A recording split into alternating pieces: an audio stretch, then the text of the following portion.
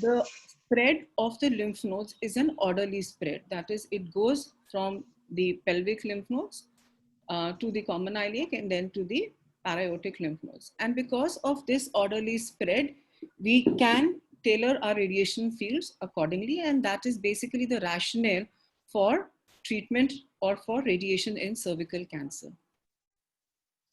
Now, how is this staging developed? Basically, this is the old diagram that I am showing you.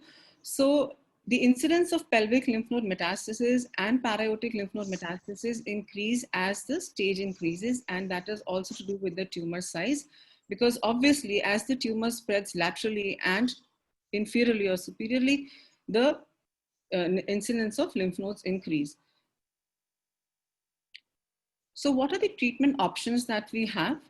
For limited stage disease, we have the option of surgery and radiotherapy.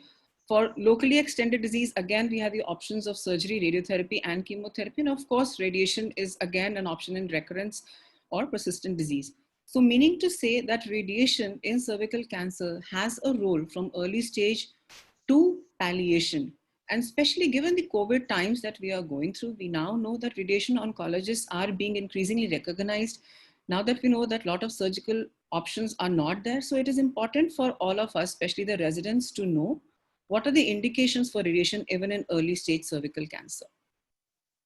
Now coming to stage 1A1 disease, we are all fully aware that the treatment of choice is surgery, and the surgery is limited or extensive depending upon whether fertility is desired or it is not. However, radiation is also an option to surgery.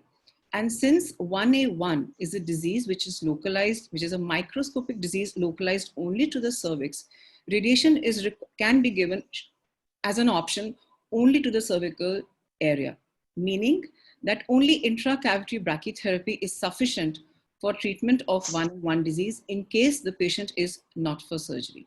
So intracavity alone, that is 65 to 75 to 0.8. This is because these were studies of the olden times. In the present day, we could say it could be the HRCTB, would suffice for a stage 1A1 cancer, which is not for surgery. And the control rates with radiation have been reported as up to 100% even in the olden times. Now, we know that once 1A1 has an LVI, the LVI predisposes to lymph node metastasis. So for a stage 1A1 with LVI or a 1A2, the lymph node metastasis increases to about 5%.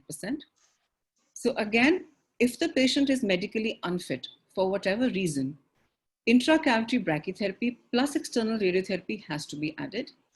Now, the reason why external radiotherapy has to be added is because you need to take care of the pelvic lymph nodes, which could be harboring microscopic disease. So again, 1A1 without LVI, intracavity alone is sufficient. The moment you have LVI or a 1A2, you need to supplement the external beam radiation as well. Now coming to 1B1 or 2A or maybe 1B2, that is the present 1B2. What is the treatment? Should it be radiation or surgery?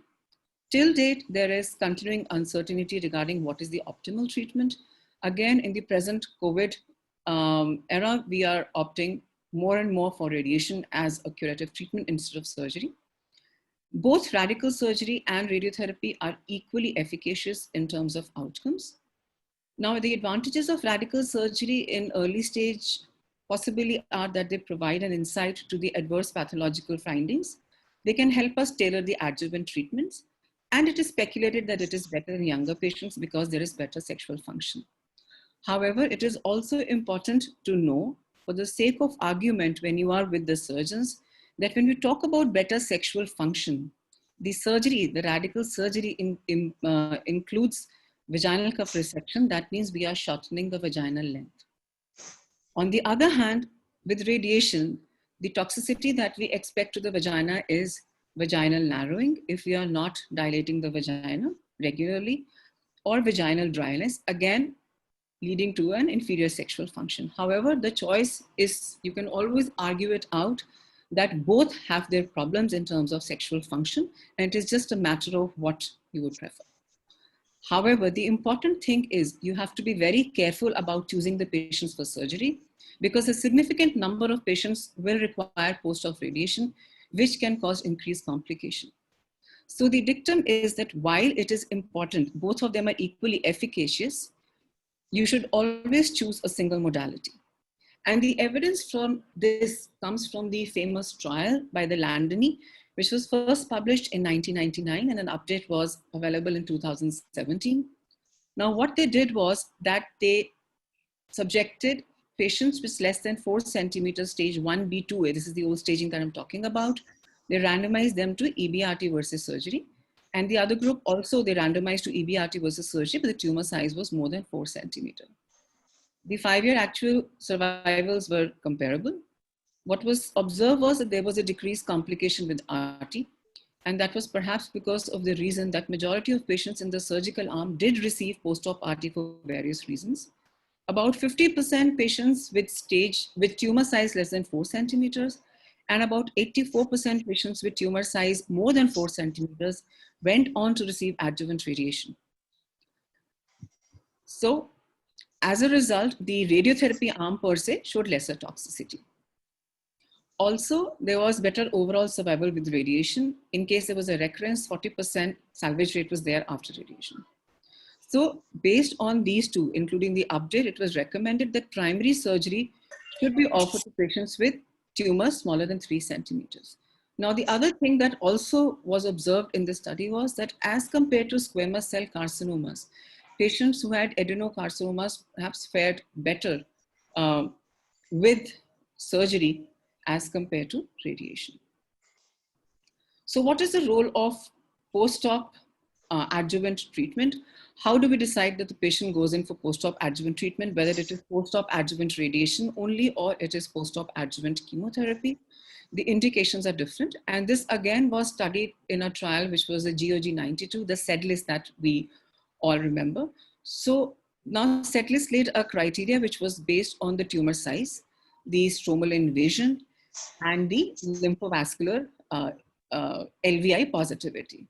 Now, what they observed was that the local failures with radiation and surgery, there were lesser local failures with radiation as compared to observation alone. And so were the distant metastases, which were lesser compared to observation alone. The update analysis that was published in 2006 showed that there was a 30% improvement in overall survival. Grade 3 toxicity was slightly higher with radiation. Now, we had used conventional techniques then. And the recurrence rates of adenosquamous carcinomas were about 8.8% with RT versus 44% with observation. Again, meaning that adeno-CAs should receive post-op adjuvant. Now, what about pelvic concurrent chemotherapy? Do we need to add pelvic concurrent chemotherapy in post-op patients? Now, again, this was studied in GOG 109. And the eligibility criteria was positive pelvic lymph nodes, positive para and positive surgical margins. The overall survival and PFS were better with the addition of chemotherapy.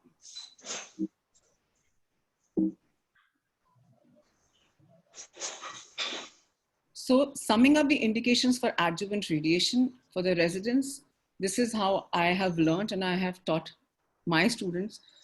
For a high-risk feature, you need to remember the PPP, that is positive para, positive pelvic lymph node, and a positive margin. So if you have any one of these features, the patient warrants adjuvant chemoradiation and not radiation alone. Now, if a patient has an intermediate risk feature, that is, the feature has to be either an LVI, large tumor size, which is more than 4 centimeters, or a deep stromal invasion, which is more than 1/3. Some people take it more than 50%. Adjuvant radiation is indicated if there are 2 or more features. So for an intermediate risk categorization, you have to have 2 out of the 3. Nevertheless, in addition to that, none of the studies mention about the differentiation of the tumor. So if you have a poorly differentiated tumor, I would personally want to treat it as another intermediate risk factor and consider it for radiation in addition to the adenocarcinoma histology. If none of the above features are mentioned, there is no need for giving adjuvant treatment. Now, coming to locally advanced cervical cancer, anything which is stage 2B or more than 4 centimeters or above, Till 4A is considered as locally advanced cervical cancer. The treatment of choice is radiation plus minus chemo. However, I would like to correct that it is radiation with concurrent chemotherapy as far as possible. It should be given in the concurrent setting. There is no role presently of adjuvant or neoadjuvant chemotherapy. The patient should receive external beam radiation, which is pelvic RT or extended field RT, depending on if there is para-aortic lymph node involvement. And brachytherapy is a must, which can be intracavitary combined with interstitial or interstitial brachytherapy. If the patient has distant metastasis, there is still a role of pelvic EBRT, which has shown an improved independent survival. You could do palliative radiation, localized radiation, or salvage chemotherapy. Now, coming to external beam radiation, it is in locally advanced tumors, it is generally given prior to brachytherapy. The reason being that we usually encounter large tumor sizes. They are exophytic, they are easy bleeding tumors. So that is one reason we need to incorporate external beam radiation. There is tumor with necrosis, there is parametrial involvement. So we basically want to shrink the disease to make it amenable for brachytherapy. At the same time, we also want to irradiate the adjoining areas, which are potential areas of spread, which could be microscopic disease in the parametria or in the lymph nodes. So we shrink the size of the tumor of bulky cervical lesions to improve the geometry of intracavitary application. Then concurrent chemotherapy has a definitive role, and it should be incorporated as far as possible in all patients of locally advanced cervical cancer, irrespective of age. And this is again, why I'm saying is if a patient who is an elderly patient, maybe above 70 years of age and is suitable, unlike what with previous teaching was, you may add concurrent chemotherapy. Now, the rationale of this concurrent chemotherapy is basically to improve survival by increasing control of the primary cervical tumor by radiosensitization and decreasing the rate of distant metastasis. We know that radiosensitization with chemotherapeutic agents give us an additional benefit to the tune of about 5 to 7 gray equivalent of radiation doses. And it also helps in decreasing the rate of distant metastasis.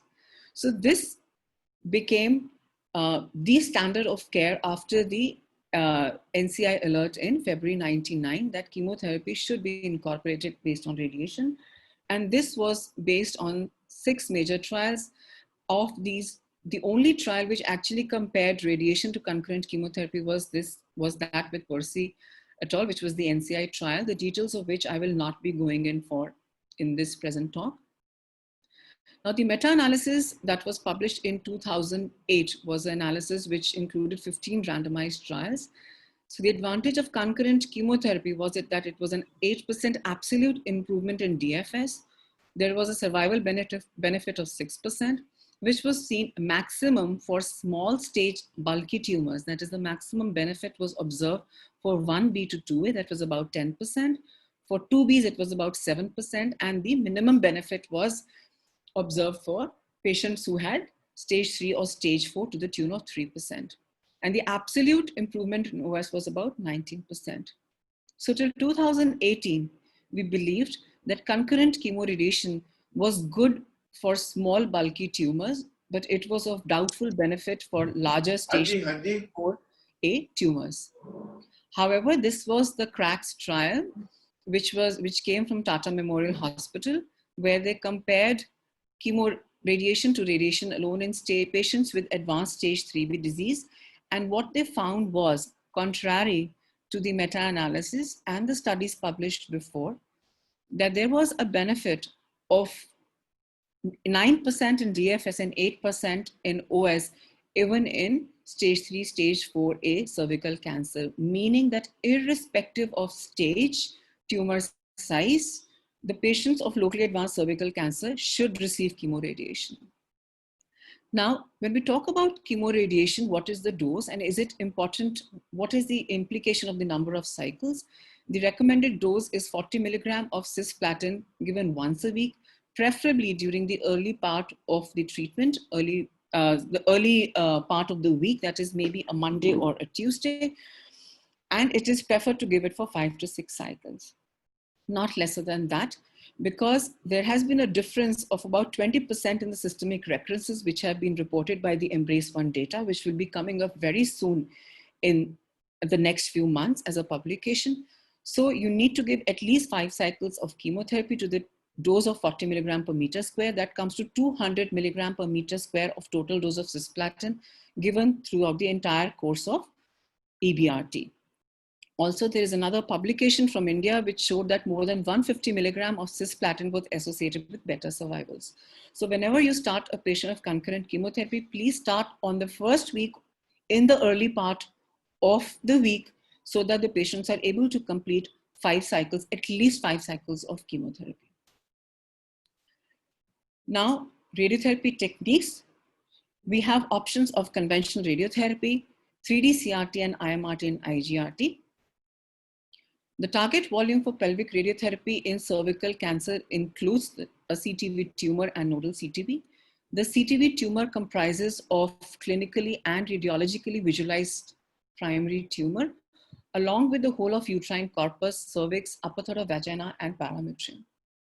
Now for the residents, what I would want to highlight here is that the FIGO is essentially a clinical staging, and so far, FIGO has not been very stringent about recommending the investigations that are required. However, with FIGO 2018, it allows us to use the sectional imaging in the form of CT scan, MRI, or PET. So it is, while it is not essential to use these imaging modalities, if it is not possible, you might as well as not do it. However, if available, you may do these investigations to have information about the locoregional tumor spread. Now, the nodal CTV for pelvic RT comprises of common iliac lymph nodes. I'm going cranially caudally. So common iliac, external iliac, internal iliac, obturator, and presacral lymph nodes. If there is involvement of paraaortic lymph nodes, which is now stage 3C2, the paraaortics have to be included. Inguinal lymph nodes are included if there is involvement of lower third of the vagina. Now coming to manual marking, I am really not sure how many of us would be using this in the present day, but I think it is important for us to be familiar nevertheless. Now the position in manual marking has to be supine. The ankles have to be joined and toes separated to make a V. This is basically that we used to use initially. Now, the easiest way to mark in case you are at a center or for whatever reason you do not have the availability of technology is that you palpate the pubic tubercle. You go 3 centimeters above. That is where your center lies. And with that as a center, you draw a 15 into 15 square box on the anterior pelvis. It could be 16 by 16 as well. So that is basically based on your institutional practice. The posterior field that we typically used to draw used to be that we used to place the patient in a prone position. We used to palpate the tip of the coccyx, go 5 centimeters above, take that as a center, and then draw a square around again of 15 by 15 centimeters. The other way to do is that you keep the patient supine and treat through couch. For the lateral field, we used to take about 8 centimeters above the tabletop, and with that as a center, we used to draw about a 15 into 10 centimeter field. And this was done using the SSD technique, and a verification was done with the X-rays. Coming to simulator marking, you could treat the patients either by parallel opposed APPA fields or by 4 fields. For the APPA fields, the superior border lies at the L4, L5 junction, basically to cover the common iliac lymph nodes. And that is the bony landmark that we used to take initially. Laterally, we go to the widest part of the pelvic brim, about 1.5 to 2 centimeters. And inferiorly, we go below the at the lower border of the obturator foramina. Or if there is vaginal extension, we take the borders down to caudally to 2 centimeters below the lowermost point of involvement, and sometimes nearly the whole organ has to be treated if you take this margin. So it is always important to mark the lower extent of the vagina when you are doing the clinical examination and you're doing a simulator marking so as not to miss the vagina. Now, if you are treating with APPA fields, if there is more vaginal involvement, to the introitus, you may need to modify your portals to APPF fields, and you may need to treat the patients in a frog-leg position. That is again to open the folds and treat the inguinal regions. For the lateral fields, the superior and inferior fields are the same. However, the anterior field is placed and the anterior edge of the pubic symphysis. This is basically to include the anterior and the lateral group of the external iliac lymph nodes. And the posterior is to encompass the sacral hollow. Now, our traditional reading has been to keep the posterior borders at S2, S3. Now, if you are using conventional treatments, you have to be very careful because there are times that you may actually miss the part of the cervix if you are keeping it at S2, S3 border. So it is always better to be a little liberal in locally advanced diseases, especially with the simulator marking, and include the whole sacral hollow, which also ends up including the lymph nodes. So what is better? Is two-field better or is four-field? The advantages of two-field include that there is less time required. However, there are more skin reactions because you're giving it from basically only two fields and the distribution is 50% from both the portals. There is inadequate coverage of the lateral parametria. However, it can treat the lower presacral lymph nodes. Also, the proper uterosacral ligaments dose is achieved. It is also useful when there is lower vaginal involvement. For four-field, there is a more homogeneous dose distribution, especially in patients with large separation. And by large separation, I mean any separation which is more than 20 centimeters, but anything more than 18 to 19 centimeters also is considered as a relatively large separation. So lateral most parametry, if you're incorporating a four-field, also gets effective dose. The skin reactions are decreased because again, you are giving radiation, the distribution is divided between four portals. There's less dose to intestine. You can adjust the beam weightage to adjust the dose or reduce the doses to bladder and rectum. However, there is always a possibility of underdosing the uterosacral ligaments, like I showed you in the previous slide. Now, why are we moving from conventional treatments, which are based on bony landmarks and clinical surface markings? It has been seen that with the sectional imaging, we now are more and more aware of the anatomy, and we can see for sure the anatomical spread in locoregional regions. Now, this was a paper by Beadle et al. Where they analyzed patients for the inadequacy of the conventional fields. Now, what was seen was that the most regional recurrences that occur after definitive RT include a component of marginal failure. That means our conventional borders are perhaps not enough to incorporate the disease fully, and the miss is mostly immediately superior to the radiation field. That is the L4, L5 bifurcation. Now, this was another study which was conducted in our department by Dr. Abhishek, where we compared the conventional bony landmark-based radiotherapy to conformal radiation. And there was a component of geographic miss in about 2/3 patients. That is, as high as 75% patients may have a miss of the target by treating this with the standard conventional radiation portals. And of these, 90% misses are at the superior border. And there are some components of lateral misses also, and that may occur if you're if the external iliac lymph nodes are based too laterally. And this accounts for an increased lymph node recurrence and decreased tumor control and nodal recurrences to the tune of about 50 to 90%, depending on whether your lymph nodes were involved at diagnosis or not.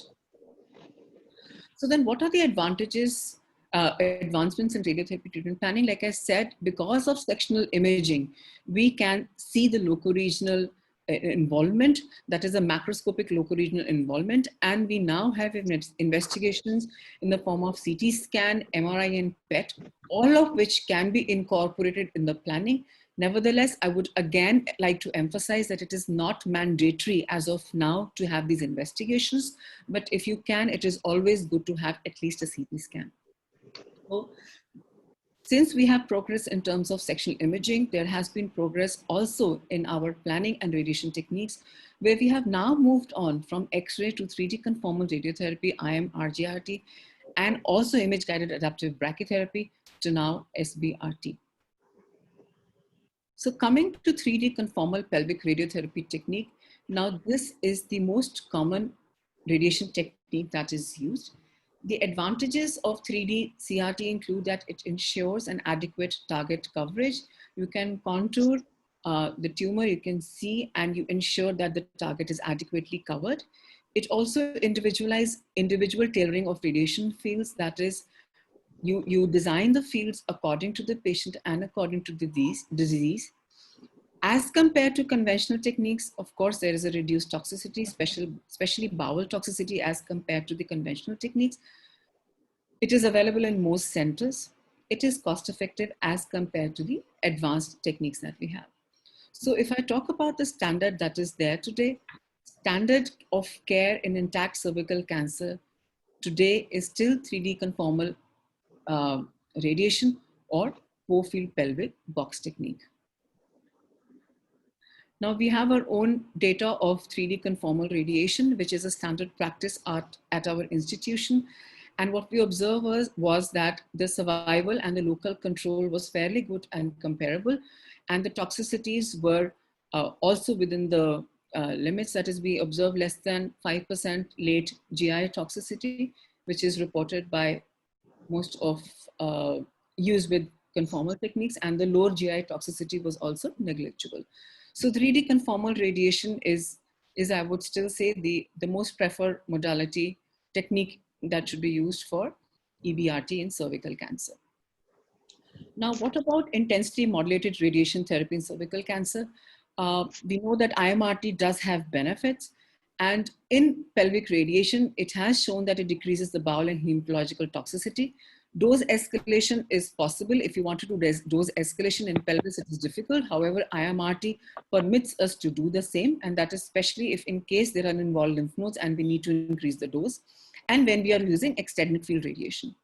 However, there are innumerable limitations of IMRT, especially in a country like ours. We note that the evidence is yet evolving. We are not yet fully there.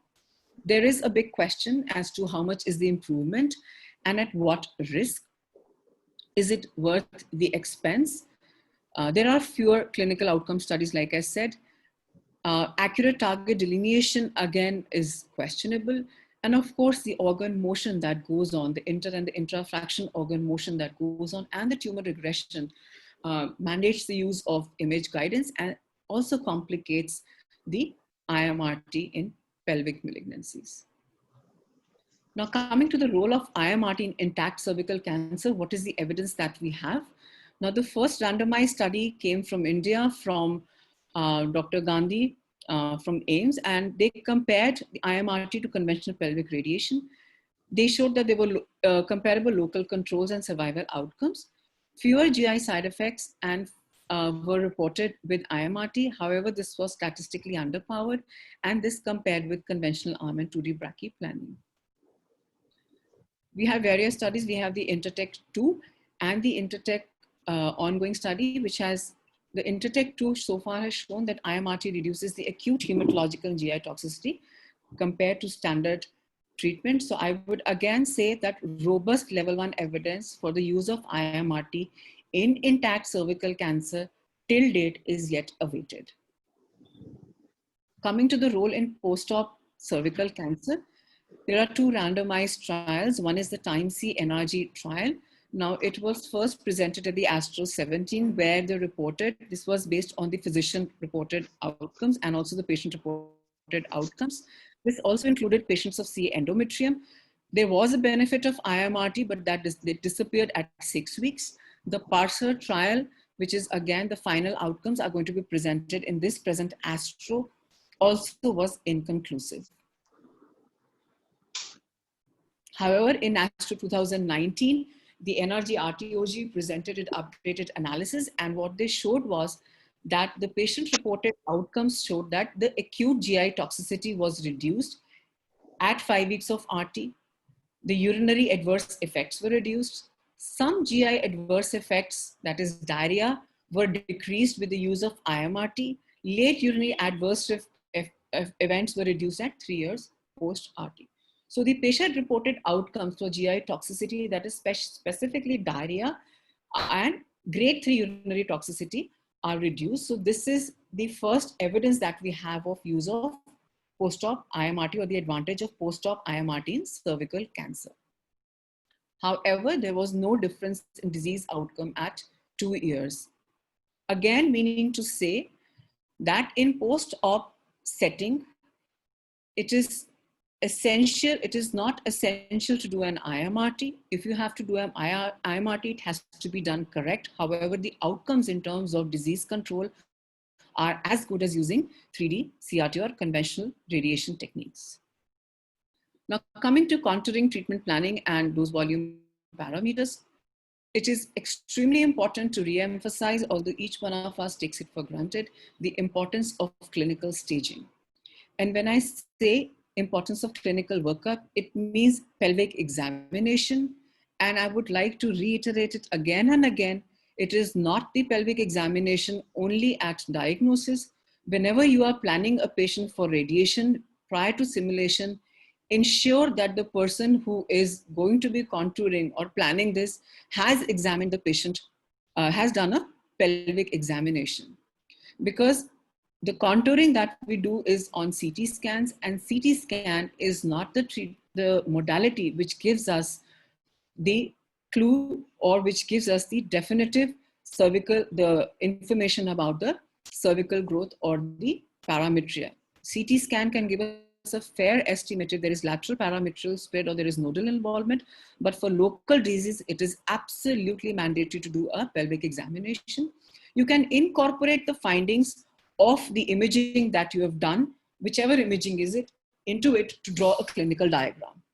So it is really advisable for centers to start a habit of, or to start this practice of incorporating a clinical diagram. Trust me, it really helps you in planning your treatment and at the time of brachytherapy also. So you need to have 2 clinical diagrams. One should be at the diagnosis just before you are planning the patient, and also at the time of brachytherapy. This also helps you compare the response that is there. And also it also helps with the inter-observer variability. Now this clinical diagram comprises of 4 sections. You can plot your tumor. This is the per speculum view. That is, if you have opened a speculum and that's how you see it. So this represents the cervix, this represents the fornices, and these lines represent the vaginal extension. This is the 1/3 upper third of vaginal extension, and this is the lower vaginal extension. Now this is the axial section representation. So this is showing you a tumor which is extending to the right parametria. And you can see that there is a disease which is involving the parametria, the cervix, and it is extending to the medial parametria. You can also plot the dimensions of the tumor, which may be at times an estimate, especially for the height.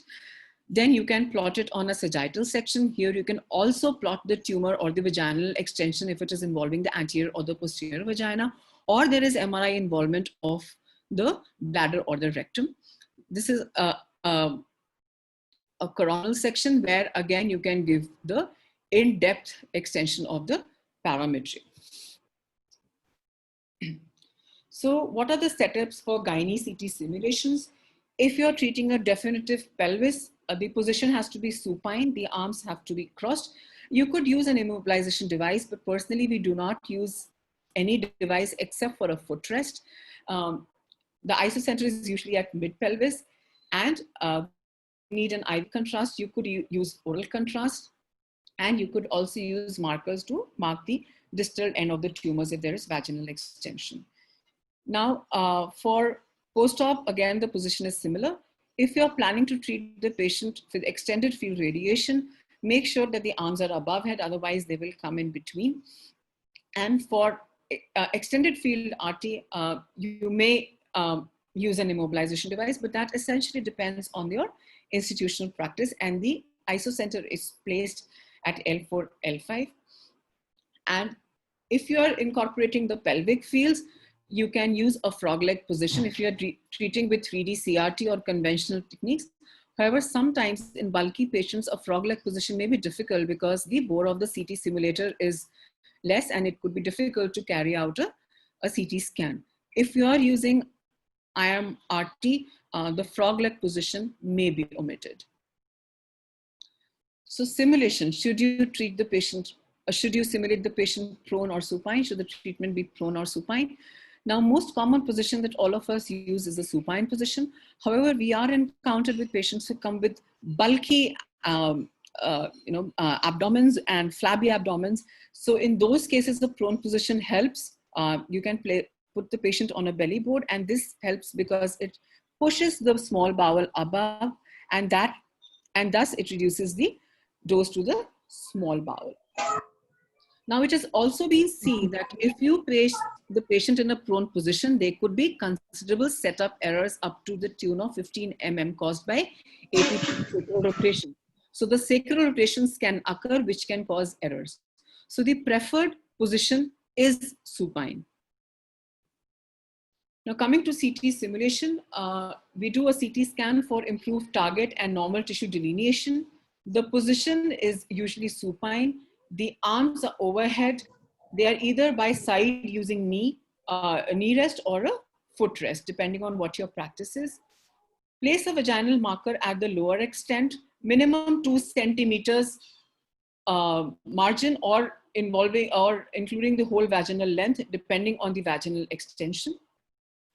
IV contrast is used, that is Omnipaque is used. 100 ml of Omnipaque is injected with an injector to outline the pelvic blood vessels, which is the surrogate for lymph nodes. Oral and rectal contrast can be used as an option for differentiating between bowel and other structures, especially in cases of para-aortic lymph nodes or post-operative cases. Now, this is optional. It is recommended by few. It is recommended not to use because it seems that there is some interference with dose planning. So that is again optional, but as an institutional practice, we are continuing to use the same. The section thickness has to be no more than 3 mm. So it's classically 2 to 3 mm.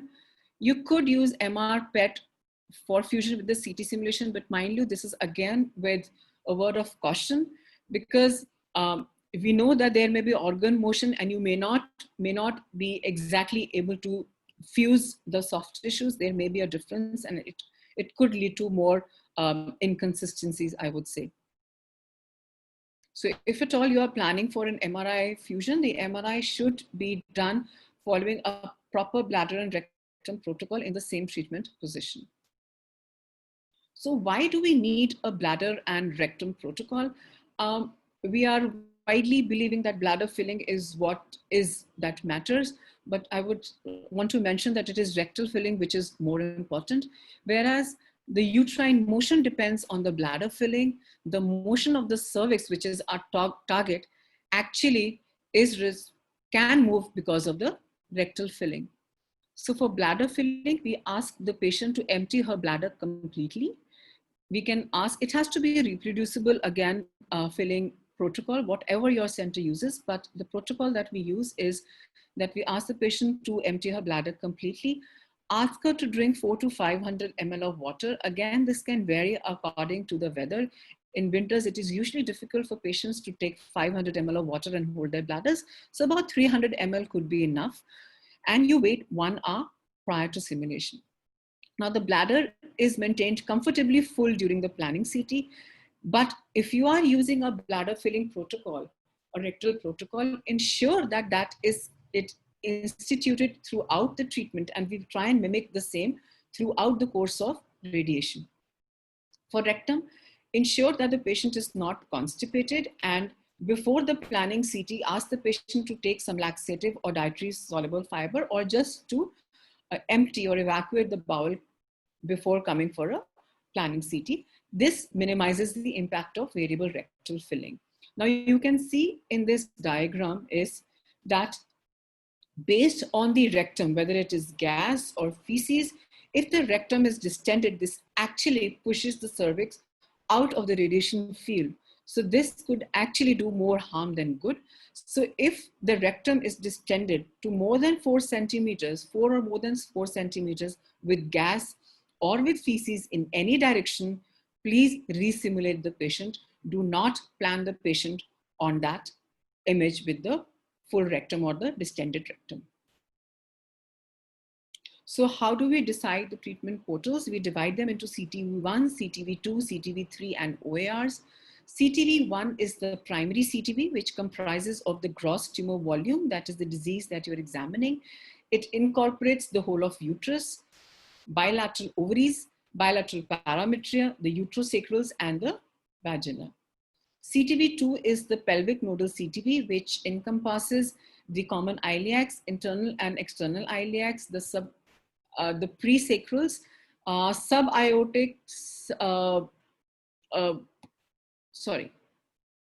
and the obturator nodal lymph nodes. The CTV3 is the para-aortic nodal CTV, that is only in case there is 3C2 disease or there is involvement of the para-aortic lymph nodes, and then it's the OARs. Now coming to CTV1 delineation, which is the local target delineation, there are many available guidelines. There are at least 7 available guidelines.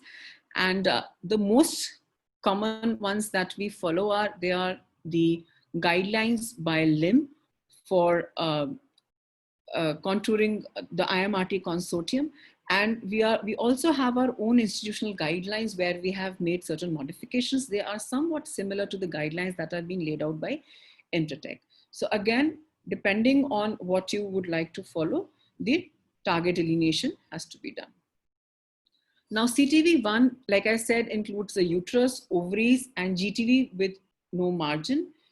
So, and the entire cervix and vagina and lateral parametria. So this is showing the cervix and the entire local disease.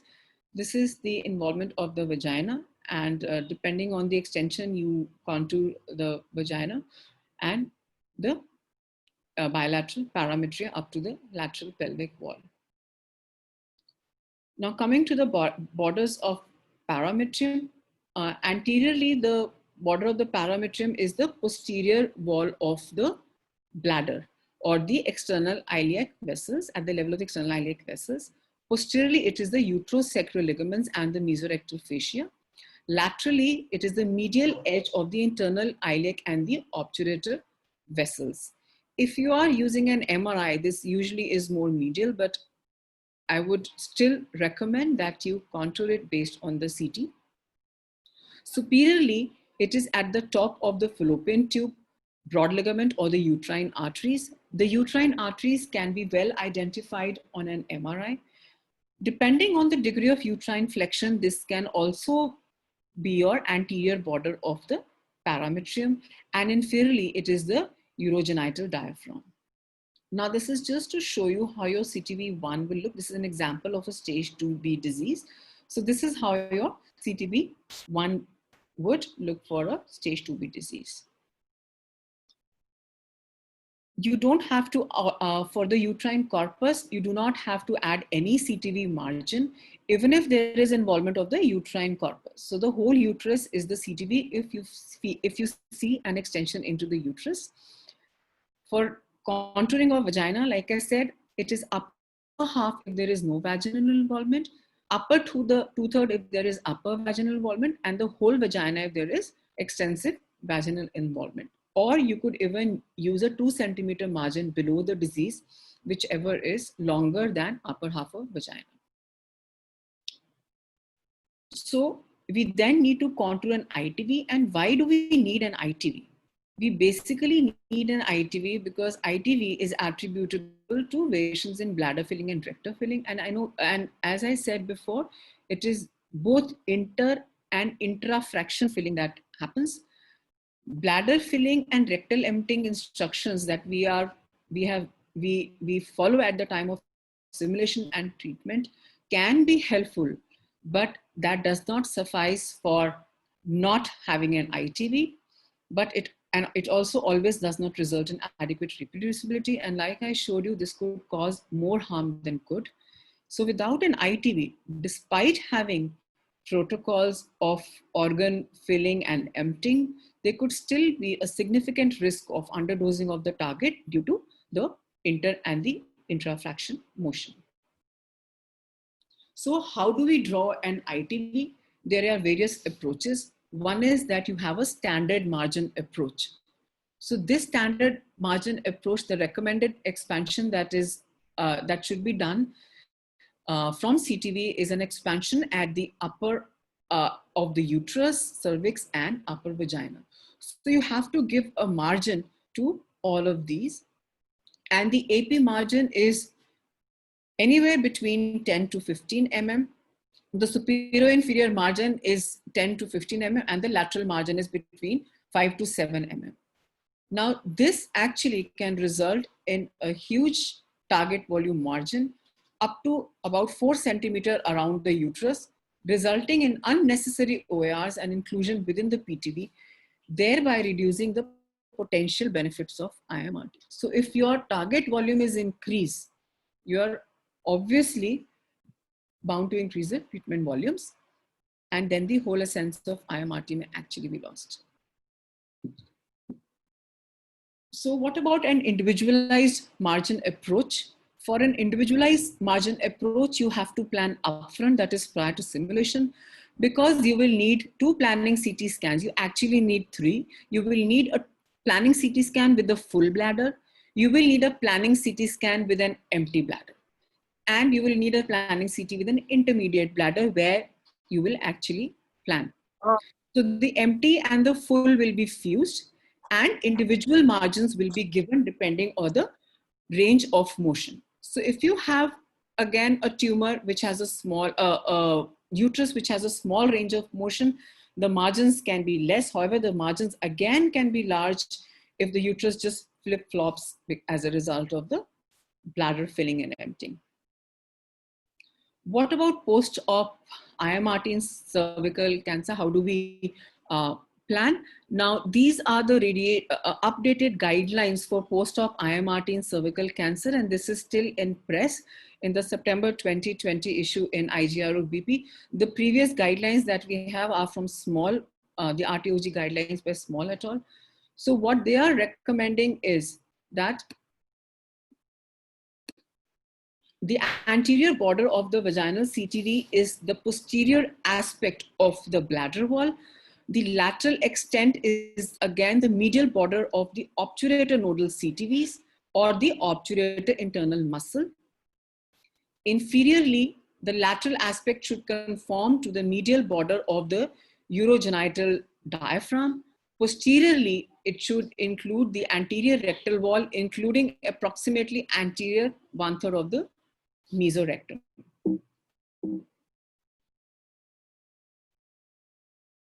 So coming to delineation of pelvic nodal CTV, that is CTV2. The pelvic nodal CTV, again repeating, comprises of common iliacs, internal and external iliacs, the subaortic presacrals, and the obturator nodal regions.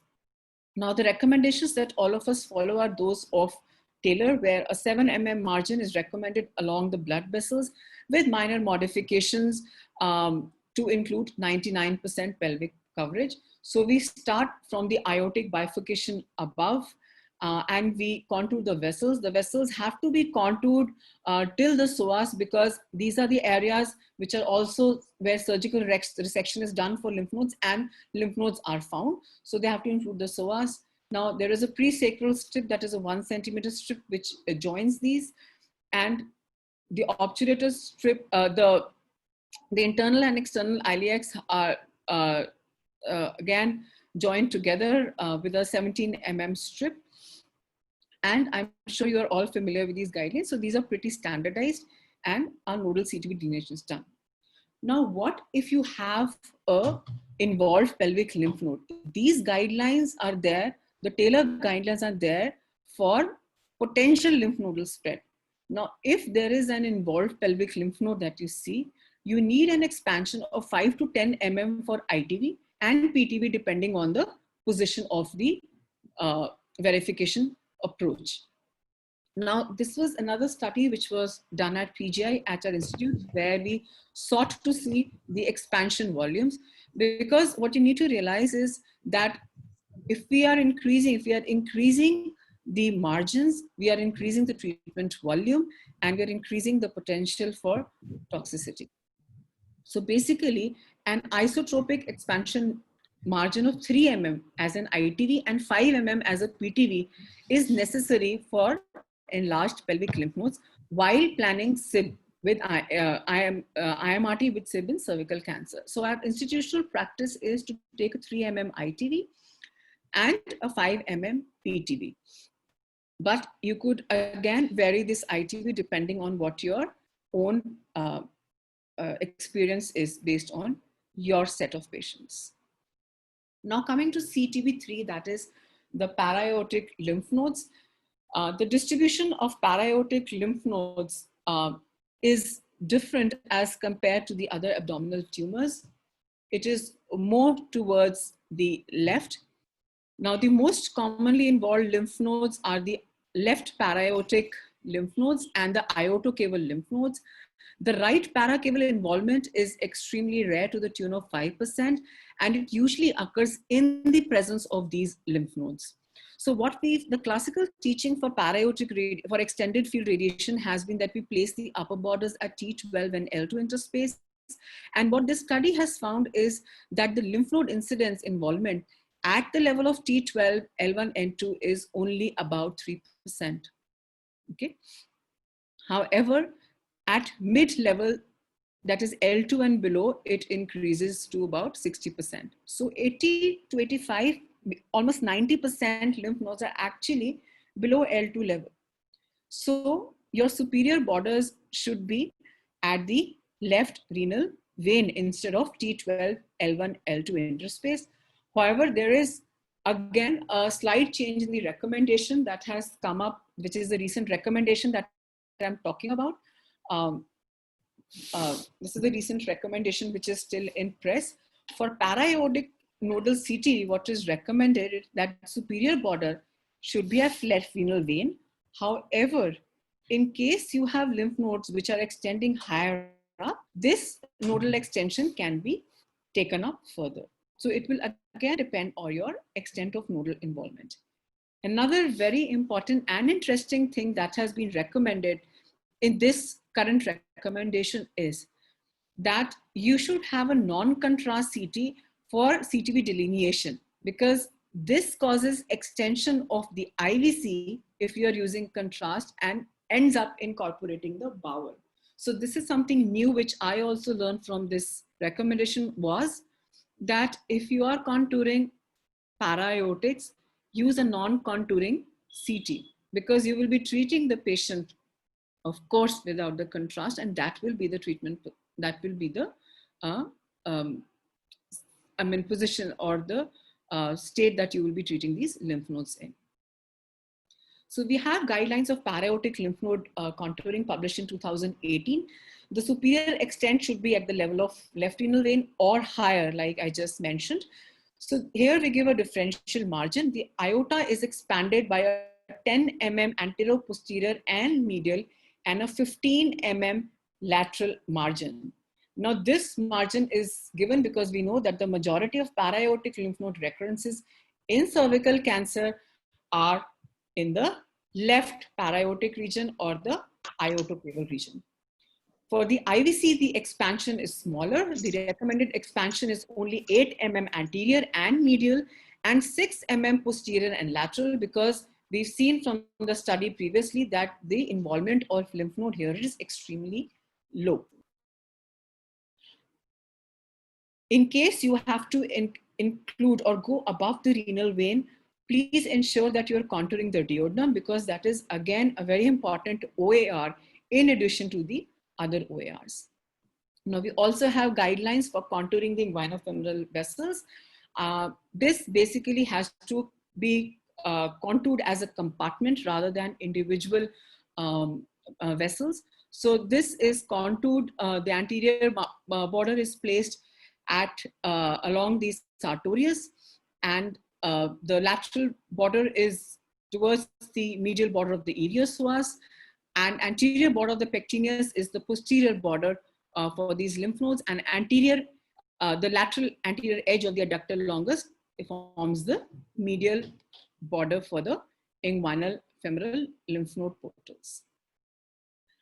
Now, what should be the dose for EBRT? I think I've missed out that slide on the dose that is for EBRT. For classically pelvic EBRT, the dose is anywhere between 45 and 25. That is, you could use a 1.8 gray per fraction in 25 fractions, or you could use a dose of 50 in 25. Some centers use 50.4 in 28 fractions.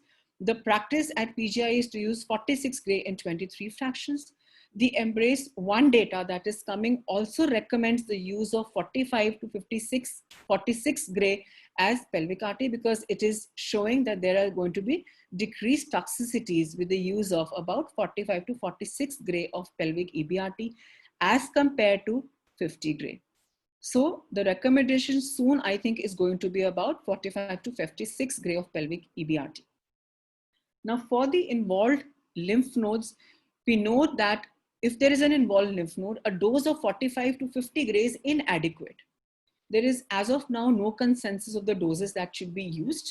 What we classically use is 55 gray in 25 fractions. That is, the dose per fraction is 2.2 gray to the lymph nodes. That is a SIB dose. However, a dose, there is no consensus. If you go above 60 gray to the involved lymph nodes with SIB IMRT, there is high GI toxicity. The total dose to PTB lymph nodes, we should still aim at 60 gray EQD2. And how you can achieve this is that if you are giving EBRT with SIB to a dose of 25 fractions, 55 gray in 25 fractions, that is 2.2 gray per fraction, and you add the contribution of brachytherapy, which is 3 to 4 gray, you achieve a dose of nearly 60 gray to the pelvic lymph nodes. Okay. Now, if the lymph nodes are outside the true pelvis, what you can do is you can increase the dose of the SIB to 57.5 gray. That is, you can increase the dose per fraction to 2.3 gray instead of 2.2 gray.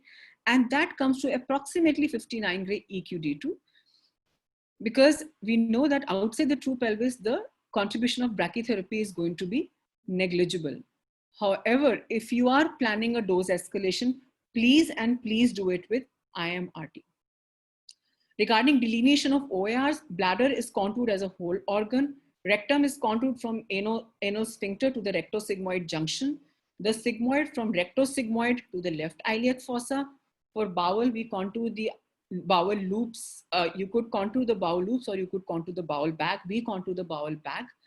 Both the femoral head and the neck should be contoured at the level of the lesser trochanter. It is extremely important to cover the femoral neck because actually the toxicity that arises because of femoral head increased toxicity is the fractures of the neck of the femur.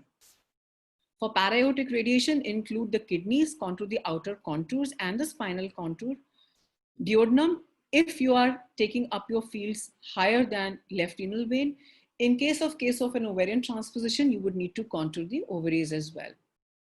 Now the planning aims are for PTV, 95%, more than 95% PTV should receive more than 95% dose. Less than 1% should receive a dose of more than 115%. See the CTV, at least 95% of CTV should receive 100% of dose. We actually aim at 98%, but at least 95% of CTV should receive more than 100% dose. Now, if you are sibbing the lymph nodes, your D98 should be more than 90% of the prescribed dose, and there should be 90% of the prescribed dose to the lymph nodes. And your CTV nodal, D98 should be 100% of prescribed dose, and D50 should be more than 102%. Now, what are the IMRT constraints? This is from the Embrace 2 protocol, and you could all refer to that. We could have some hard constraints and soft constraints. And soft constraints basically are based on whether you are using a lymph nodal boost or not. And in addition, like I said, you could also have a duodenal constraint, which is V55 should be less than 15 cc in case you are taking the fields up higher. Now, what about image-guided brachytherapy? Like I mentioned, we have to have an ITB margin. Now, if you have an ITB margin, do you just sit back and treat the patient? No. In pelvic IMRT, if you have to do an IMRT, it has to be image-guided radiotherapy. IMRT in pelvis cannot be done without image guidance. So you can have different protocols of image guidance in your institute. The basic IGRT, that is the standard ITV margin protocols, if you're using, you could just do a daily online verification using a CBCT, KV, or an EPID imaging. If you are using an intermediate IGRT, that is the intermediate IGRT where you give an individualized margin, that is what we saw before, you have an empty and full bladder scan and you give an individualized margin, you would probably, the recommended imaging would be a CBCT daily prior to treatment. And that is pretty labor intensive, especially in high volume centers. Now, the advanced IGRT protocol also can be used, but that is based on individual library plans and where you create multiple plans and you choose the plan of the day. Again, in centers like ours, I think this is quite impractical.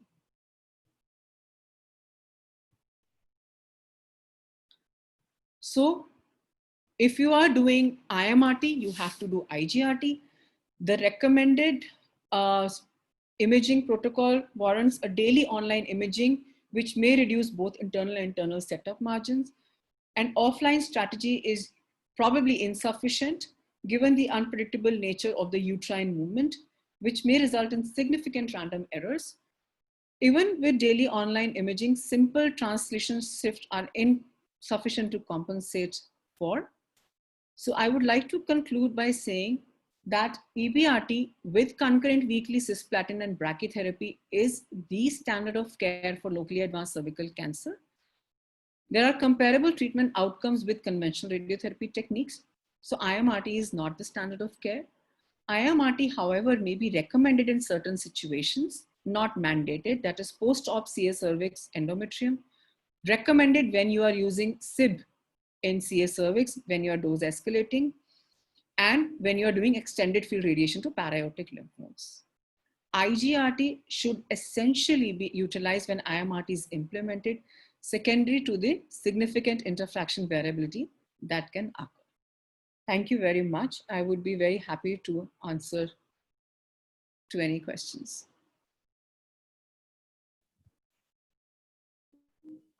Thank you, Dr. Bhavna, for such an elaborative presentation. I think you have cleared so many doubts, but still there are a few questions. Me and Dr. Rekha will take the questions one by one, and you can also see the questions on your chat box. Yeah. So the first question is from Dr. Shankar Debroy. How do you put marker for lower extent of disease? Like when we take the patient for the simulation, yes, how will you put the marker? See okay, there are a whole lot of phone numbers that I'm seeing here. So the questions, okay. So coming to how we place a marker, basically what we do is that you do a simple per vaginal examination. You put a finger in the vagina and at the same time proximate your thumb above and do a rough estimate. And that usually suffices. So that is what we do. We put a mark on the surface. At the same time, you could also put a barium tipped marker at the lower end of the vagina where there is extension. That is a gross disease extension. Okay, thank you, Dr. Bhavna. The second question is by probably Dr. Pallav. I don't know if the name is wrong. It is, how long should we wait for contrast infusion to take the pelvic scan? When we do the contrast scan, CT scan, how long should we wait for contrast infusion, or we should inject it and do as soon as possible? We just inject it with the injector and we take a scan. We take it simultaneously if we are using. By the time you put the injector and you come out, you are in a thing to take the scan. That is what we also do. If we inject manually, then as soon as possible we are out and we take the scan. So Dr. Rekha, you want to ask a third question? Sure, ma'am, sure. Ma'am, next question is, if a patient has a 3A disease extending up to the introitus with FNAC positive inguinal lymph node, what should be the stage 3A or 4B? Now, the inguinal staging has still not been incorporated into the FIGO 2000. No, I think it is, if I'm not wrong, I will again check. I don't think it has been incorporated into the FIGO Paraotic 2000. only. Paraotic only. It is only paraotic. Not there in the Yeah. staging. Yeah. So see, we were treating paraotics even when it was stage 4. Okay, ma'am. There are still a lot of discrepancies, even in the FIGO 2018. We are still not finding a correlation, with the stage and the outcomes. But if you have inguinal lymph nodes involved, please go to the level, include the inguinofemoral lymph nodes up to the level of the lesser trochanter.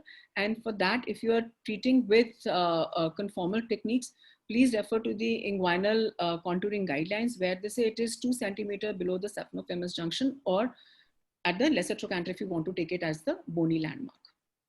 Okay, okay, ma'am. Okay, ma'am. Next question is it correct to include parametrium in CTVA?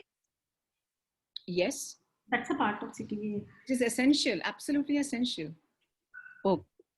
Ma'am, next question is, should the lateral extent of the parametrium be contoured to the lateral pelvic wall, while we are anyway including that in the 17 mm strip for the obturator nodes? Yes, this has also been often asked by our residents. See, you have to ensure an adequate parametric coverage. It may not always be completely included within the nodal CTV, and that is absolutely different. You have to include the contour the parametrium up to the lateral pelvic wall. Okay, ma'am. Ma'am, next question is regarding the brachytherapy. When do you add brachytherapy, and to what dose subsequent to the EVRT in post-op setting of CA cervix? Okay. Now, for post-op CA cervix, what we do is that the indications for brachytherapy now are if you have a closed vaginal resection margin, or you have LVI, or you have some factors. But we at our institution are supplementing post-op brachytherapy only in patients who have a closed margin to the closed vaginal margin, or a positive vaginal margin. Otherwise, we are giving EBRT only per se. So the EBRT dose can be anywhere between 45 to 50 gray, depending on what your institutional practice is. In case you need to supplement the brachytherapy, the recommended dose by the ABS is about 6 to 6.5 gray in 2 fractions, along with the EBRT. Okay, ma'am. Ma'am, इसी के continue next question है. Apart from the potential reduction of the setup margin, what is the advantage of the IGRT in the carcinoma cervix if internal margin is given? Can you please repeat the question? Ma'am, potential reduction of the setup margin. What is the advantage of the IGRT in the carcinoma cervix if internal margin is given? Yeah, I showed you in the last slides. Giving an ITV does not compensate for the day-to-day variations that are going on. It will to an extent, but you have to do an imaging. If you are doing IGRT, you are reducing the PTV margin. You can reduce the PTV margin to about 5 mm that we do. The recommended PTV margins when we were not doing IGRTs were to the tune of 1 to 1.5 centimeter. But again, there was always a chance of a geographical miss, a potential error in excluding or missing the target. So besides giving an ITV margin, it is essential to have image guidance. And please always and always remember, it is a good practice to do a conventional radiation than do a wrong IMRT or IGRT. Okay, so your setup or a PTV margin again will based on your imaging protocol and an institutional practice, but an ITV does not compensate for not imaging, for not doing the image guidance. Okay, ma'am. Next question is regarding the neoadjuvant chemotherapy. What is your experience in neoadjuvant chemotherapy? If you could emphasize the role of the neoadjuvant chemotherapy. We know that neoadjuvant chemotherapy has been studied, and I'm sure you must be aware of the randomized trial that has been done in TMH, the use of neoadjuvant chemotherapy. There is also another randomized trial, which is an international randomized trial, which is underway. In the present day, there is no role of neoadjuvant chemotherapy in cervical cancer. However, there are some specific situations in where people are using NSET, that is in tumors which are stage 3Bs or who have huge pelvic lymph nodes. So there are centers where you could use neoadjuvant chemotherapy, or if you have paraiotics, if you have a large paraiotic lymph node which is more than 3 centimeters, you could use NSCT to reduce the size of the paraiotics so as to do a better IMRT and spare the kidneys. You could also do an NSCT as an institutional practice if you follow in a stage 4A disease. However, in early stage disease or in a stage 2 disease, there is absolutely no role of neoadjuvant chemotherapy.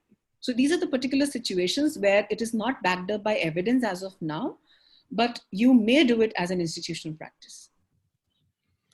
Okay, ma'am. Ma'am, next question is कि if cisplatin is contraindicated, then what we use in the concurrent chemoradiotherapy? You can use carboplatin with AUC2. Okay. Next question is, ma'am, is there any role of the ITV in the post-op cases?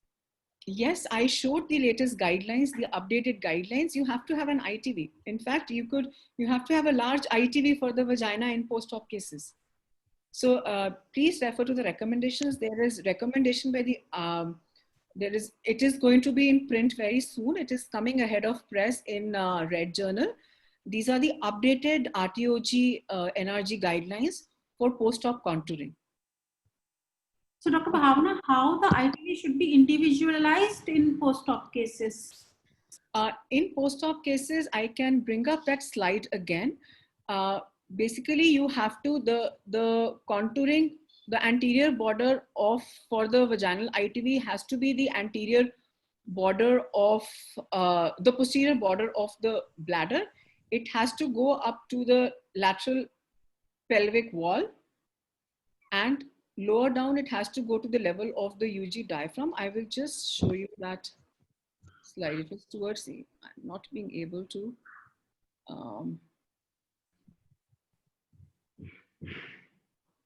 I am unable to move this presentation. I don't know what's wrong. Okay. I will just, something is, can you see the screen? We can see its screen. You will have to go full screen, slideshow, and then I think. I don't know, pata nahi. Okay, fine. Back to your slides. Ma'am, you are going forward. You will have to go back. Back जाना पड़ेगा. Okay. Yeah. That yeah. Okay, yeah. एक minute में आपको ना दिखाती हूँ. See, this is what I was talking about. Yeah. These are the NRG guidelines that are recommended. Anterior border of the vaginal CTV is the posterior aspect of the bladder. Lateral hoga medial border of the obturator lymph nodes. Okay, obturator nodal CTV or the obturator internal muscle. So you have to go that far. Inferiorly, it is the lateral aspect should conform to the medial border of the UG diaphragm, the urogenital diaphragm.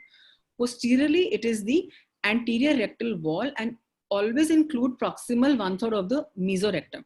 So this is the vaginal ITV that has to be given. This is CTV, not the ITV. Sorry, CTV. Yeah, you have to, yes, you have to give the ITV also. Yes, you are sorry. I think I missed out on that. The ITV margin also has to be given. It has to be the same way that you do for an intact cervix. I'm really sorry I missed out on that. It has to be the same way that you have to do, you have to take the scans empty and full bladder and then see what is the range of vaginal motion. So whatever we do and what we realized, like in case of intact cervix, the bladder filling matters a lot in terms of uterine motion. But Yes. when we see the patients like post-op CS cervix, the vault movement basically mostly depends on the rectal filling and rectal That's true. distension. That is and what I think you have shown in one of the diagram also in your one of the pictures. Yes. Due to rectal filling, it's going out. So like in that case, individualization is not possible in terms of like rectal part. See, rectal, the simplest way to individualize is that keep the rectum empty. Keep the rectum empty. Yeah, so that is, that's what I'm saying. IMRT is not easy. You have to be very careful. Otherwise, you would actually land up in a mess. So what we tend to all emphasize is on the bladder filling. It is actually the rectal filling that is important, both for intact and post-op cervical cancer. Like I showed you that the cervix may actually be pushed out if there is rectal distension. Exactly. Yeah. So do you follow any like defined protocol, like you give laxatives daily on a daily basis to the patients, or you just follow on a daily imaging? And if you feel the rectum is distended or the loaded, then you give some laxative. Is there any protocol for that, or you just simply follow Yeah, protocol. Yeah, for simulation, the protocol is that we give a laxative and we tell the patient to empty the bladder. See, in the initial part of the treatment, patients, that is the instruction that we give them, that you have to come empty rectum. So we prescribe something like Kremafin, so the patient can decide on their own whether they need to take it or not. But our indications for IMRT are very selective. We are not doing IMRT as a routine unless we are sibbing the lymph nodes, or we are doing para-aortic radiation. So there we are very particular. We are doing cytology and we are giving instructions to the patients. And if need be, we even ask the patient to evacuate. If we feel there is distension, we ask the patient to evacuate and try and evacuate the rectum and treat subsequently after some time. Okay, thank you, Dr. Bhavna. Yeah, Dr. Trapti, I want to add something. Yeah, as Dr. Bhavna has emphasized, rectal filling is more important than bladder.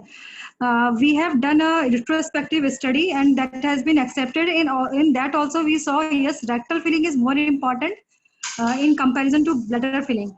And what we do in our institute, actually, we usually follow IMRT in every case of our cervix cancer. So we have instructed to our technologist, if they actually match, they are very old, and I suggest they are very experienced, having 10 years of experience for IMRT. If our treating volume is outside PTV, if rectum is full or bladder is something empty and our PT is out,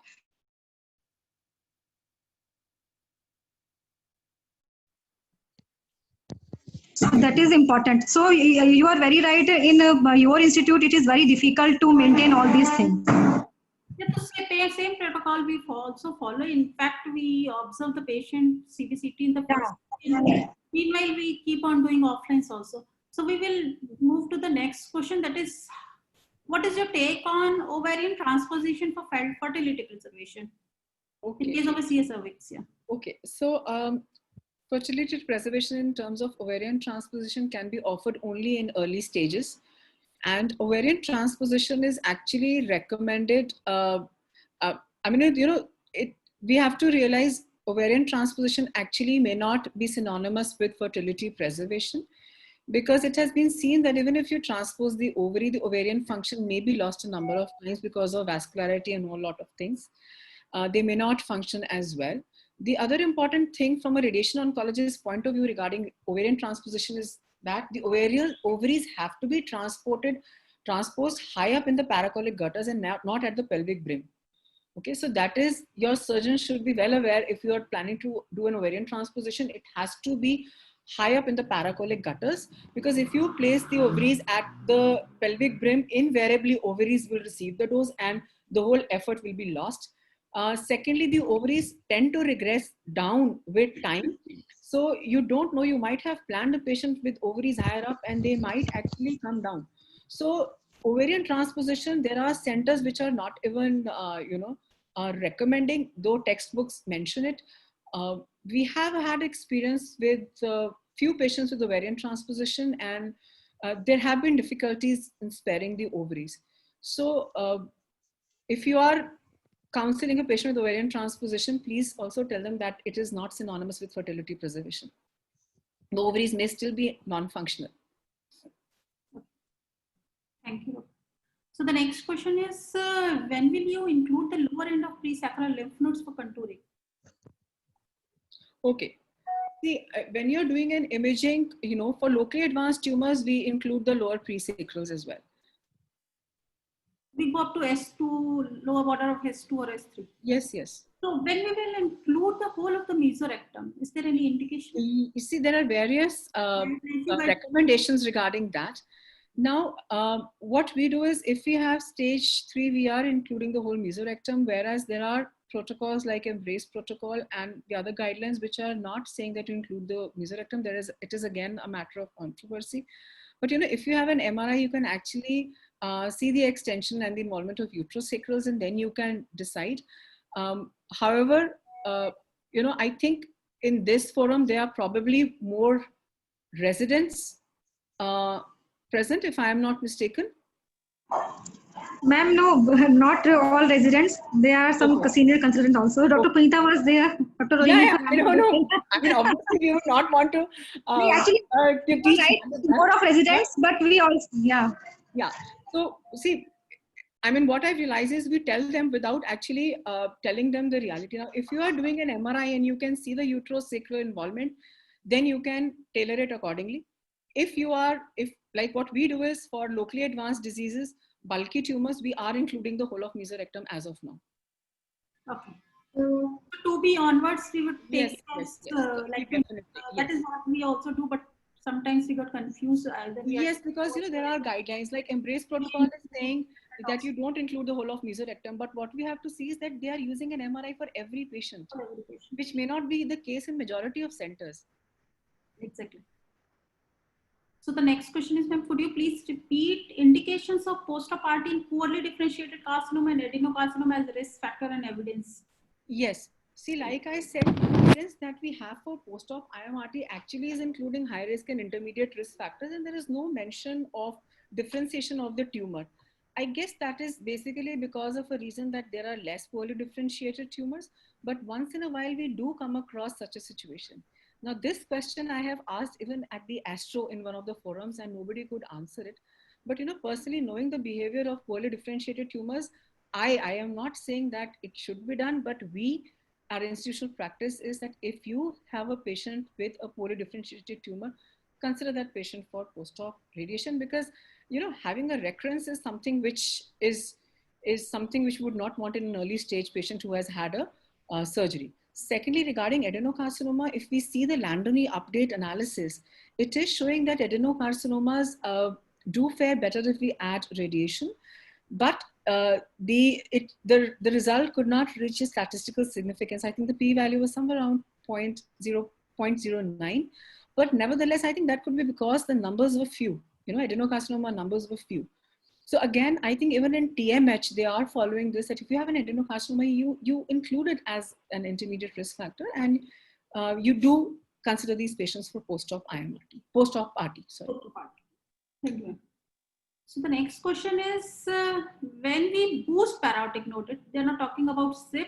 Once we are done with the external beam to the whole pelvis in the para-aortic region, and we are further boosting the para-aortic node, so should we continue with the concurrent cisplatin, or like we should go ahead only with the boost dose to the para-aortic nodes? So I don't know, that is not a practice that we have ever followed. How are you boosting the para-aortic lymph nodes post-external RT? I mean, parametrium is fine, but para-aortic lymph nodes, is it an IMRT boost that you are considering? Because that area would result in a lot of GI toxicity if you boost the nodes without IMRT. Because we also follow the SIP. Yes, because so I think Tammy Srivastava, she can unmute and ask. I mean, maybe his doubts. Hello. Hello. Yes. Good morning, ma'am. Good morning. Ma'am, generally, first we give 45 day to the pelvic artery, and if there is involvement of the para-aortic nodes, we treat it with 4 fields separately. Then that is given like 10 grain 5 fractions. Then it will be 1 week more for the treatment. So in that extra 1 week, we should give 1 more cycle of cisplatin or not? I'm not sure, because that is not a routine practice that we are following. Plus, I have my doubts if the patient, that is beyond the 5 weeks you said, no? Beyond the 5 weeks of treatment. 45 grain 25 fractions. Plus another 1 week. Yes, ma'am. That's what you mean to say. Okay. Yes, so I don't think I would recommend cisplatin, because you know you're treating a very large volume, and that could potentially result in toxicity, especially hematological toxicity and GI toxicity. And if you're giving 6 weeks of external radiation upfront, patient may not be suitable for brachy because of the toxicities. So if you have done with 5 chemotherapy cycles, I don't know, it's not based on evidence or my personal experience, but I would not suggest a 6 cycle of concurrent chemotherapy. I don't know. I mean, maybe Dr. Punita, ma'am, if she's here, ma'am can, or any senior people can also give their inputs regarding that. I think sorry, ma'am. Sorry, continue. No, I just want to say, yeah, it's actually was a fantastic presentation. And Bhavna, I haven't been doing gynae for I think more than a decade now, but we have done this randomized trial on CT-RT versus RT alone following the NCI alert that happened in 1999. So the evidence that we have as of today is 5 cycles, and the fact that 200 milligrams of total cisplatin is what that works. Yes. Now, adding more cisplatin, at least in cases of when people have added with brachytherapy, that has landed them in bigger problems. So we really do not have an idea about that. It's better to stick to 5, I think, because that's where the evidence is. But Yes. Bhavna, my question to you was also this thing that when you add a boost to the para-aortic, if the nodes are present, has that given us survival benefit? Ma'am, again, it's difficult to analyze, but it definitely increases the control. And I think this has been used in the EMBRACE study, and it is also a part of EMBRACE 2. So we have evidence which would come in the near future. At the same time, we have evidence, some single institutional series from Dr. Beriwal and Gerdston, where they are using extended field radiation, and they are sieving as many lymph nodes even possible. Okay. And what they are showing is that there is acceptable toxicity and acceptable local regional control also. But as of now, randomized trial, we do not have one. Okay.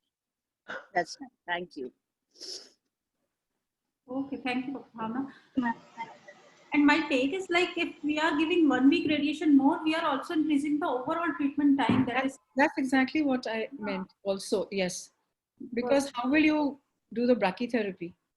Because after that 3 sessions of brachytherapy, and we will be done in 8 weeks, and now we are making it to the 9 weeks.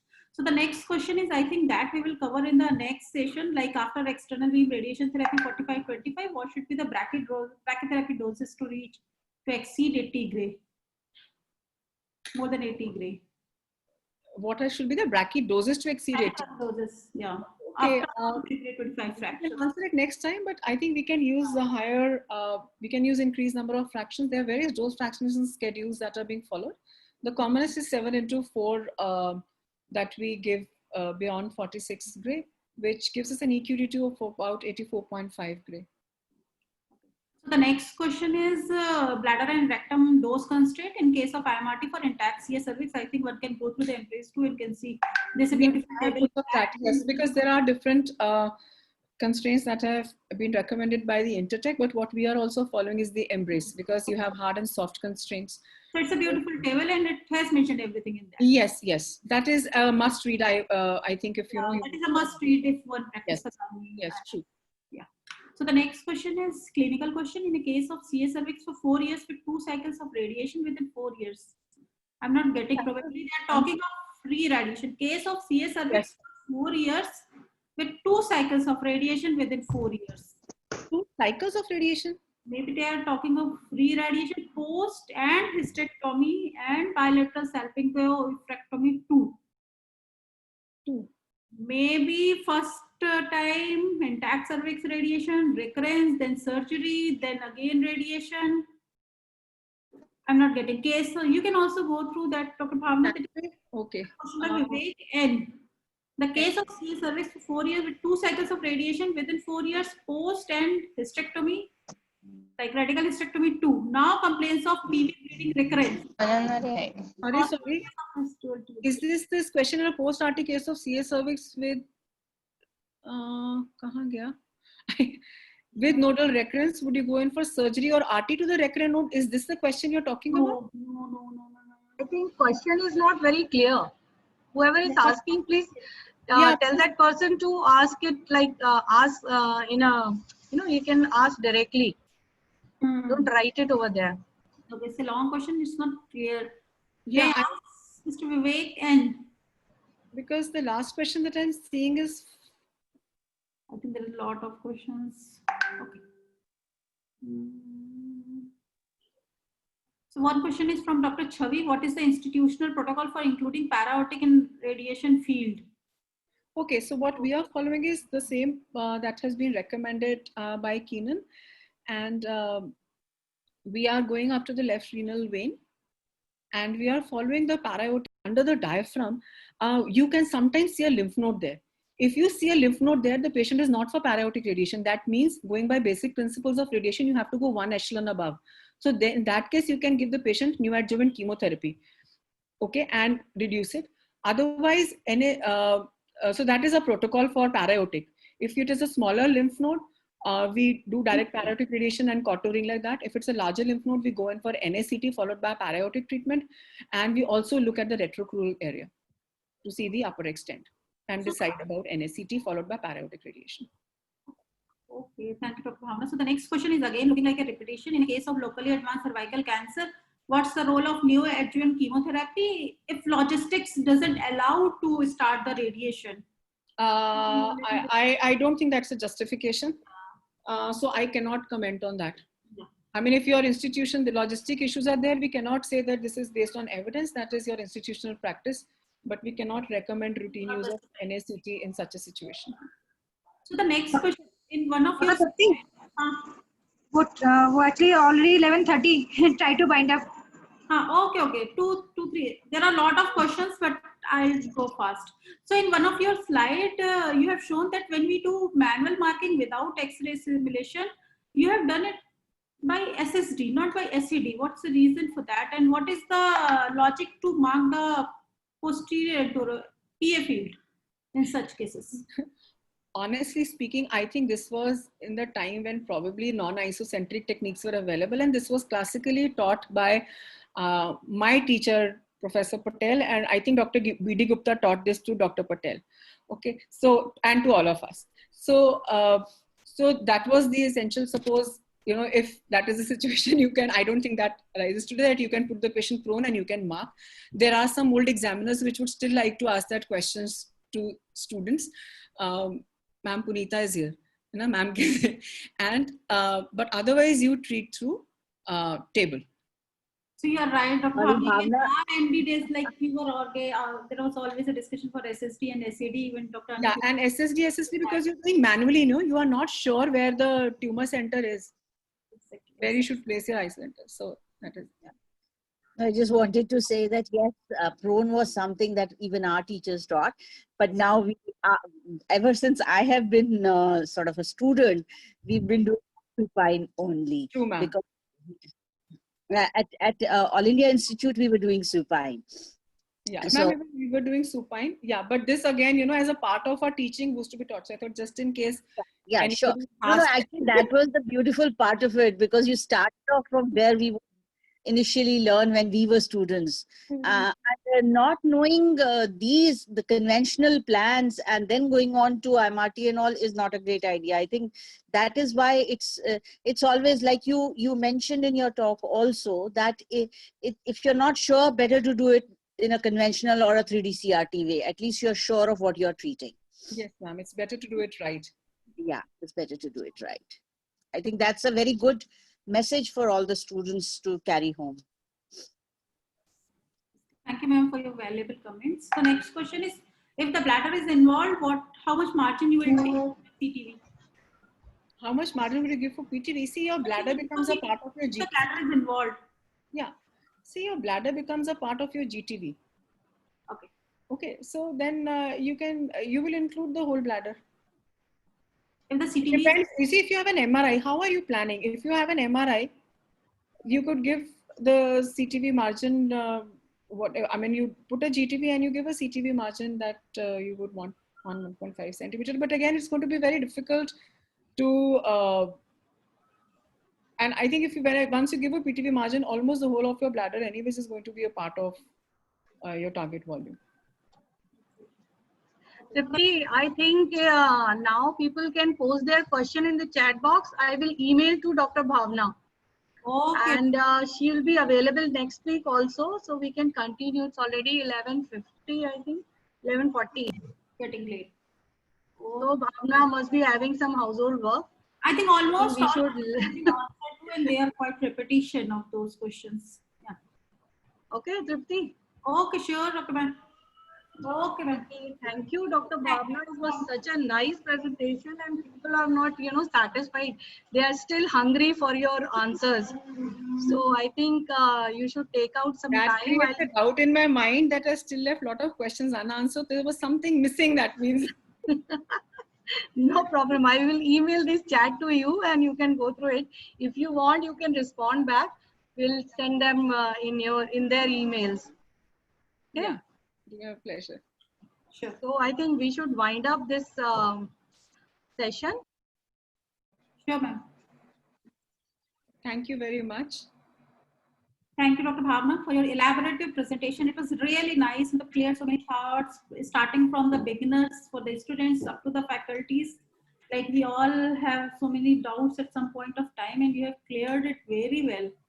So I thank to the UPARI to give us this platform to discuss the things where starting from the students to the faculty, everybody can join and enjoy the sessions. And I thank a special thanks to Dr. Anu Tiwari, Dr. Ashi Agrawal to give such a platform to everybody. I think it's really great. Okay, so I'm going to end this meeting. Sure, ma'am. Sure. Thank you. Very much. Thank you everyone for Thank you and stay participating. safe. Yeah. Okay. Thank you, ma'am.